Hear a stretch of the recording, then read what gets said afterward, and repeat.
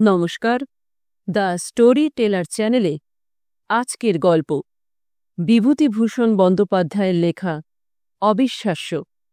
গল্প পাঠে আমি অনিন্দিতা।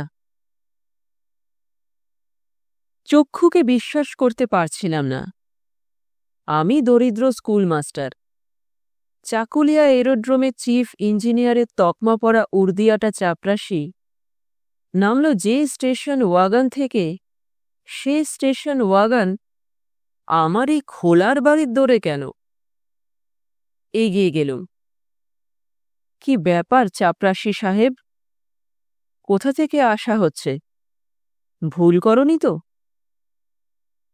আপকো নাম আছে চ্যাটার্জি বাবু, স্কুল কা মাস্টার। একঠো চিट्ठी है बड़ा साहब का, आपका नाम में। কোন বড় সাহেব? চিফ ইঞ্জিনিয়ার সাহেব, চাকুলিয়া এরোড্রোম। হ্যাঁ, আমারই নাম শৈলেন চট্টোপাধ্যায়। एस.एन. चटर्जी, यही लीजिए, ठीक हुआ, वही नाम में चिट्ठी है। বলে কি? আমার নামে চিঠি? তাতে লেখা আছে, ভাই বগাদা, অনেক কষ্টে তোর সন্ধান পেয়েছি। তোর বগাদা নাম আমরাই দিয়েছিলাম, মনে আছে? তুই এখানে মাস্টারি করিস শুনলুম, তাই গাড়ি পাঠালুম। বউ ও ছেলেমেয়েদের নিয়ে চলে আসবি, এখানেই খাবি রাত্রে, গাড়ি করে পাঠিয়ে দেব। আশা চাই, একা নয় কিন্তু, সস্তিক। ইতি তোদের ধীরেন রায়। ঘাটপাতলে হাই স্কুল, আমার মাসির বাড়ি। মেসোমশাই আমায় ভালো চোখে দেখেননি কখনো। তার কড়া নির্মম শাসন, হৃদয়হীন শাস্তি। মাসিমার খিটখিটে মেজাজ, বেশি ভাত খাই বলে দুবেলা পাকে প্রকারে অনুযোগ। সহপাঠীরা বগাদা বলে খ্যাপাত। পেট ভরে খেতে পেতাম না, কাপড় সেলাই করে পড়তে হতো। কিন্তু ধীরেন রায় কোন ছেলেটি? আজ 25 বছর আগেরকার বিস্মৃত পায় স্কুল জীবনের দিনগুলির কুয়াশার মধ্যে ধীরেন বলে কোনো ছেলের মুখ তো স্পষ্ট হয়ে ফুটে উঠল না চোখের সামনে। নাম সব ভুলে গিয়েছি। 44-45 বয়স হল। 15-16 বছরের কত কথা মনে আছে, বিশেষত এই দরিদ্র জীবনে। সুহাসিনী শুনে হঠাৎ বড় ভয় পেয়ে গেল। অত বড় লোকের বাড়ি যাওয়ার উপযুক্ত শাড়ি নেই, গহনা তো দুগাছা ব্রোঞ্জের ওপর সোনার কাজ করা চুড়ি। তাই নিয়ে তাড়াতাড়ি লাল কলকাপার একমাত্র ভালো শাড়িখানা, যা কিনা ব্রিটিশ ফ্ল্যাগের মতো সর্বজন বিদিত, পরিবর্তনহীন ও অকাট্য হয়ে উঠেছে, তাই পড়ে উঠল ছেলে মেয়ের হাত ধরে গাড়িতে। গভর্নমেন্টের গাড়ি হু হু করে বেগে ছুটল মাঠ বনের পাশ কাটিয়ে, চওড়া পিচ ঢালা রাস্তা দিয়ে। স্টেশন ওয়াগনের মধ্যে 3টি গদি মোড়া বেঞ্চি, হাত পা মেলে দিব্যি বসা গেল। সুহাসিনী জীবনে এতদূর মোটর গাড়ি চড়ে যায়নি কখনো। সে এবং ছেলেমেয়েরা খুশি উপচে পড়া চোখগুলো বড় বড় করে জানলা দিয়ে দ্রুত চলমান গাছপালা, পাথর, ঝর্ণার দিকে চেয়েছিল।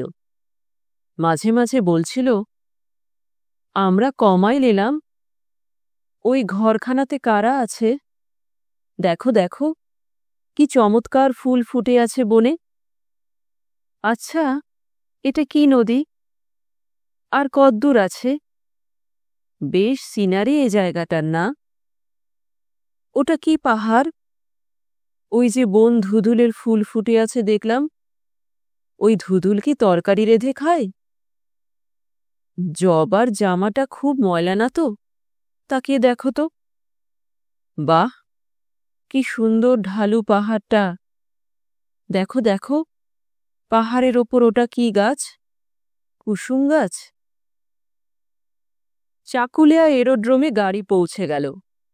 তারপরও 5 মিনিট চলবার পর একটা সাদা বড় বাংলোর সামনে হর্ন দিয়ে গাড়ি দাঁড়াতেই ফুল প্যান্ট ও হাত গোটানো কামিজ পরা এক ভদ্রলোক হাসি মুখে বাংলোর বারান্দায় দেখা দিলেন।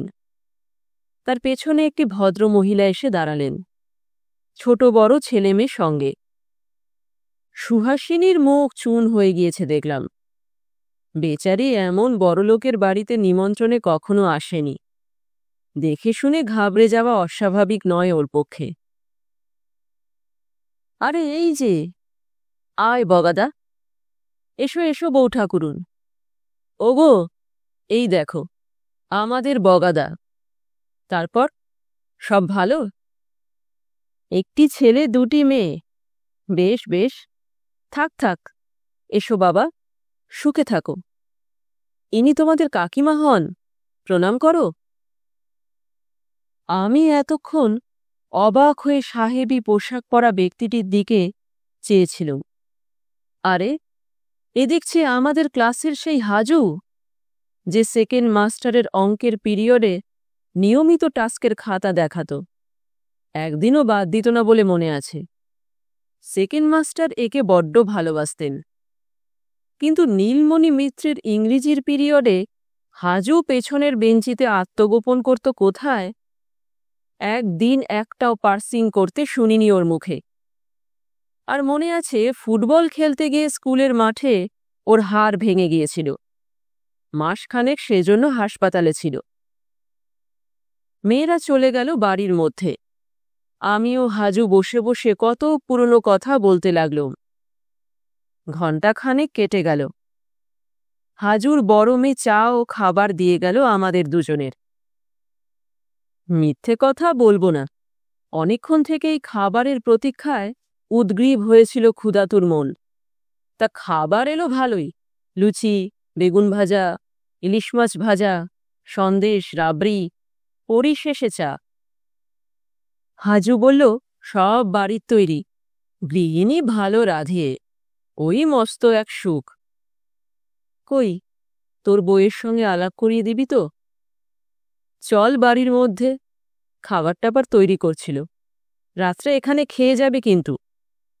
এই তো ভাই যথেষ্ট পেট ভরে খাওয়া হলো, আবার রাত্রে কি খাবো? কথাটা কিন্তু আদৌ অতিরঞ্জিত বলিনি। চা খাওয়ার পর হাজু বলল, চল এরোড্রোমের রানওয়ে দেখিয়ে নিয়ে আসি। বউকেও নিয়ে যাব? হ্যাঁ হ্যাঁ, নিশ্চয়ই, ফ্লাক্সে করে চা নিয়ে যাব, সেখানে খাওয়া যাবে। সুহাসিনী এসে মোটরে উঠল হাজুর সঙ্গে। আলাপ করিয়ে দিলাম। হাজু বলল, বউ ঠাকুরুন, একদিন আপনার হাতের রান্না খেতে যাচ্ছি কিন্তু।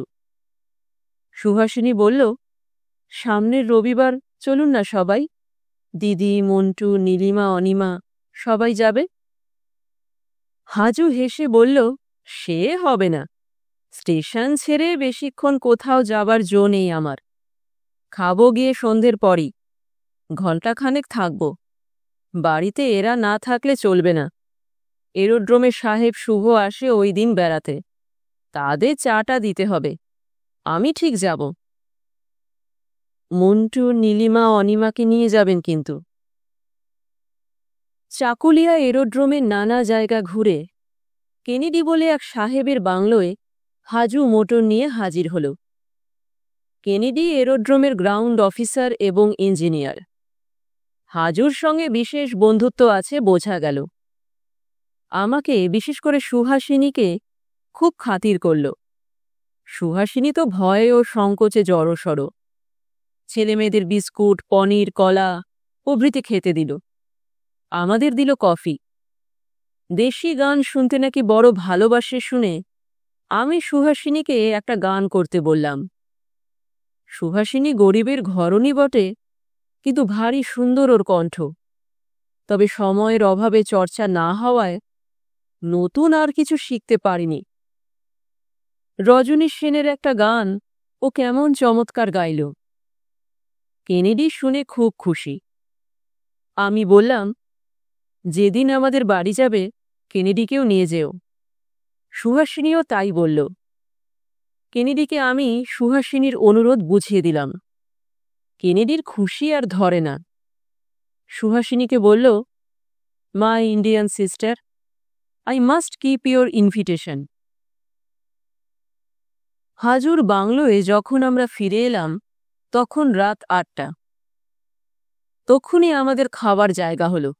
ঘি ভাত, মাংস, মাছ, চাটনি, পায়েস ও সন্দেশ। বেশ রান্না। ঘি খুব ভালো। মুঙ্গের থেকে কে একজন ওকে এই ঘি নাকি এনে দেয়।